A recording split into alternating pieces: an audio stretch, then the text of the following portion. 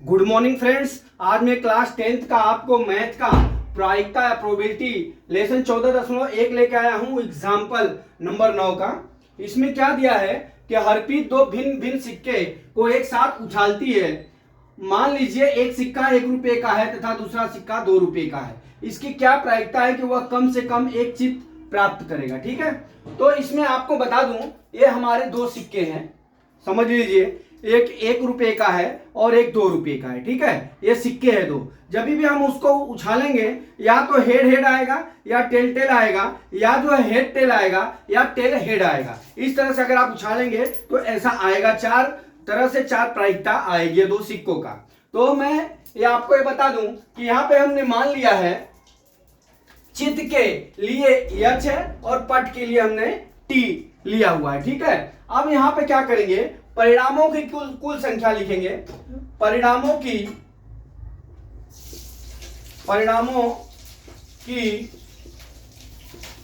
कुल संख्या बराबर दो, यहां पे दो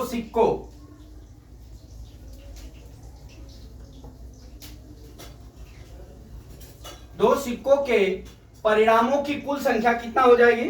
देख लीजिए हमारा कितना आएगा। हमारा एक तो सिक्का जब उछालेंगे हेड हेड आएगा, ठीक है, या टेल टेल आएगा, ठीक है, या हेड टेल आएगा बराबर, या टेल हेड आएगा।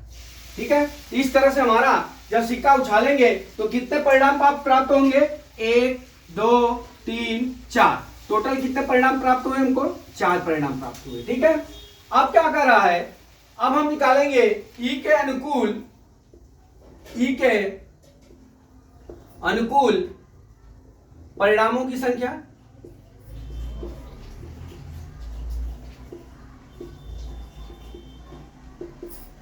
ई के अनुकूल परिणामों की संख्या बराबर कितना हो जाएगा, क्या हो जाएगा, कम से कम, यहां दिया है ना, कम से कम एक चित्त प्राप्त करने की प्रायिकता। कम से कम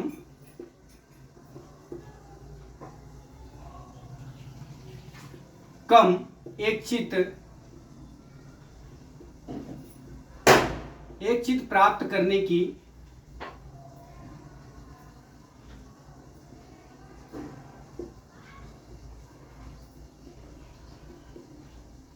बराबर, एक चित्त प्राप्त करने की संख्या कितनी हो जाएगी बराबर, इसमें हमें चित्त को क्या माना है, यच। ठीक है, तो हमारा परिणाम क्या बचेगा, जब हम ये मान लेंगे ये हटा देंगे तो कितना हो जाएगा, हमारे 3 परिणाम हो जाएंगे। कितने हो जाएंगे, 3 परिणाम हो जाएंगे। परिणामों की संख्या कितनी हो जाएगी हमारी, ई के अनुकूल परिणामों की संख्या हमारा 3 हो जाएगा। कितना हो जाएगा, 3 हो जाएगा। और दो सिक्कों के कुल परिणामों की संख्या कितनी हो गई, 4 हो गई। ठीक है, तो अब हम क्या करते हैं, पी यच बराबर निकाल लेते हैं। पी एच बराबर कितना हो जाएगा, ई के अनुकूल परिणामों की संख्या 3 और दो सिक्कों के कुल परिणामों की संख्या 4 हो गई। ये हमारी प्रायिकता हो गई। इस तरह से दोस्तों हम खाली, ये बहुत इजी सवाल है, पेपर में पूछा जाता है ये, तो इस तरह से हम इसका जो है सॉल्यूशन निकालेंगे। तो दोस्तों आशा करता हूं कि ये सवाल आपको समझ में आ गया होगा। अगला सवाल मैं कल फिर लेके आता हूं। जय मां सरस्वती, जय भारत माता, जय जवान, जय किसान।